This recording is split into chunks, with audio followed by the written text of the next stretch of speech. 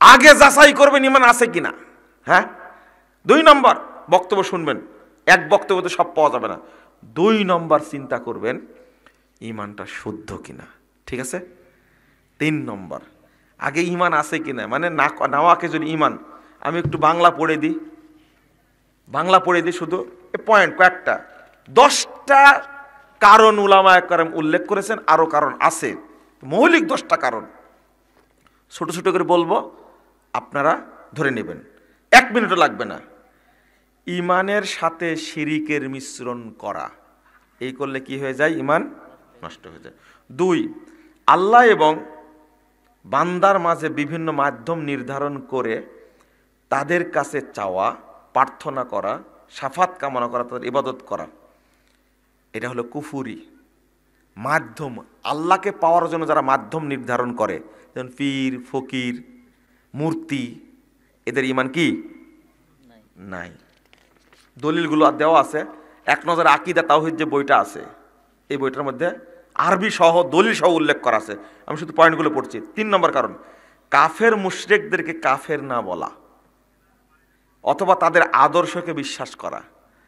যদি কেউ বিশ্বাস করে যে ধর্মনিরপেক্ষতাবাদ ঠিক, জাতীয়তাবাদ ঠিক, ডেমোক্রেসি ঠিক, পুঁজিবাদ ঠিক, সমাজতন্ত্র ঠিক, ইসলাম ব্যতীত অন্য কোনো মতবাদকে ঠিক বললেই কি ইমান কি হয়ে যাবে? নষ্ট হয়ে যাবে। 4, মুহাম্মদ সাল্লাল্লাহু আলাইহি ওয়াসাল্লামের আদর্শের চেয়ে অন্যের আদর্শকে শ্রেষ্ঠ মনে করলেই কি হয়ে যাবে? শ্রেষ্ঠ আদর্শ কার?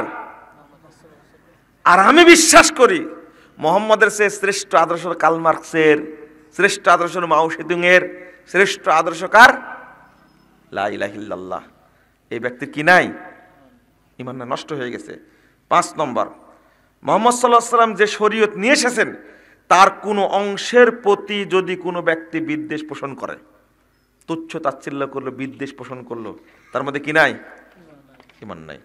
6 নম্বর, মুহাম্মদ সাল্লাল্লাহু আলাইহি ওয়াসাল্লামরা আনিত দিনের কোনো অংশকে এবং তার প্রতিদান ও শাস্তিকে যে ঠাট্টা অবজ্ঞা করে, তার ইমান, এটা আগেই বলেছি তাই না। 7 নম্বর, জাদু করা। কি করা? জাদু করলে কি হবে না? ইমান থাকবে না। 8 নম্বর, মুসলিমদের বিরুদ্ধে মুশরিকদের সহযোগিতা করা। কারা কারা করি? বহু বাংলাদেশের লোক আছে, এই খাটাস নাস্তিকগুলো, ওরা চায় যে দেশটা কি হয়ে যাক? আমেরিকা হয়ে যাক, তাই না? এই দেশটা কাদের দেশ? মুসলিমদের দেশ, তাই না?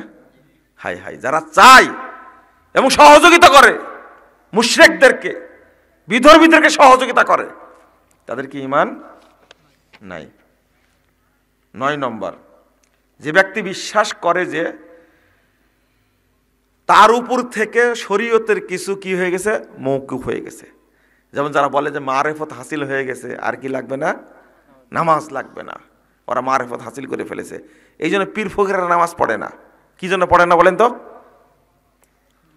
10 নম্বর কারণ হলো দিন থেকে বিমুখ হওয়া। যারা দিনের বিধান থেকে বিমুখ হয়েছে তাদের ঈমান নাই। তাহলে এইগুলো জানতে হবে। আর একদিন সুযোগ পেলে এই বিষয়গুলো আরো ছোট করে উল্লেখ করে বুঝবো, এই সমস্ত জিনিস যদি ভিতরে থাকে তাহলে তার ঈমান নাই। তারপর চেষ্টা করবেন আমি যে আমলগুলো করছি এই আমলগুলোর সাথে প্রত্যেকের সাথে ঈমান আছে কিনা। আচ্ছা বলেন তো দেখি,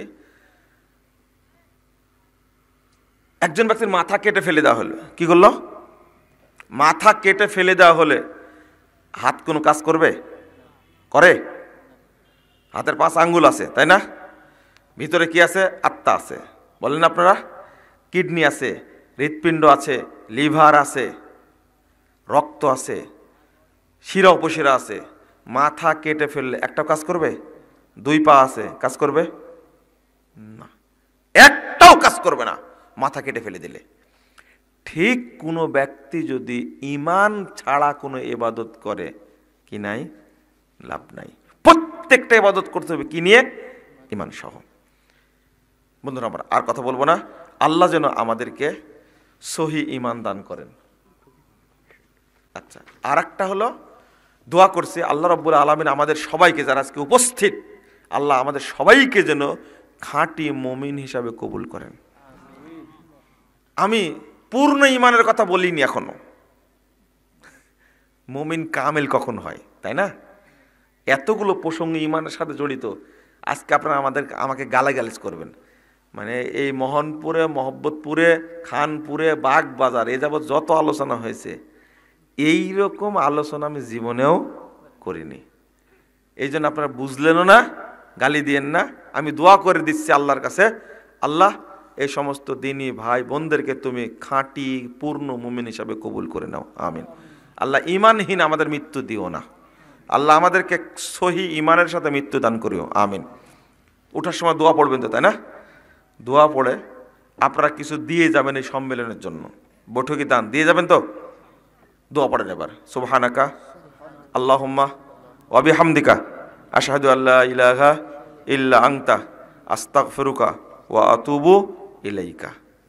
নওদাপাড়ার ছেলেরা আমাকে বলে দিয়েছে যে প্রোগ্রাম আছে, আপনি একটু দাওয়াত দেবেন আগামী 28শে ডিসেম্বর